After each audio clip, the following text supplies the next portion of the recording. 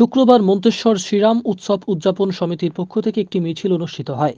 এই মিছিলে পা মেলালেন বর্তমান দুর্গাপুর লোকসভা কেন্দ্রের বিজেপি প্রার্থী দিলীপ ঘোষ।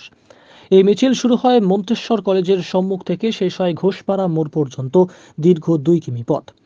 তিনি মিছিলের শেষে সাংবাদিকের মুখোমুখি প্রশ্নে প্রথম দফা ভোট শান্তিপূর্ণ হয়েছে তারই জবাবে তিনি জানান, অশান্তি কেউ চায় না, একমাত্র টিএমসি অশান্তি চায়, না হলে জিততে পারবে না। সেন্ট্রাল ফোর্স এসেছে, সবার ভরসা আছে, দু এক জায়গায় গন্ডগোল হলেও শান্তিপূর্ণভাবে ভোট হবে। কি বললেন বর্তমান দুর্গাপুর লোকসভা কেন্দ্রের বিজেপি প্রার্থী দিলীপ ঘোষ, শুনুন।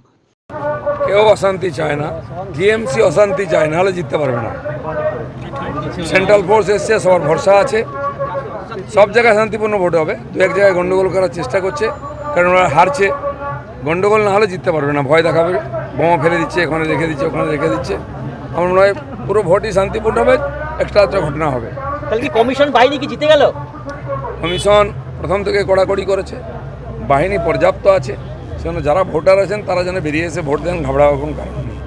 এই ভোট কিসের ইঙ্গিত? এই যে ভালো ভোট, ভালো ভোট 370 হবে সারা দেশেতে, তারই ইঙ্গিত।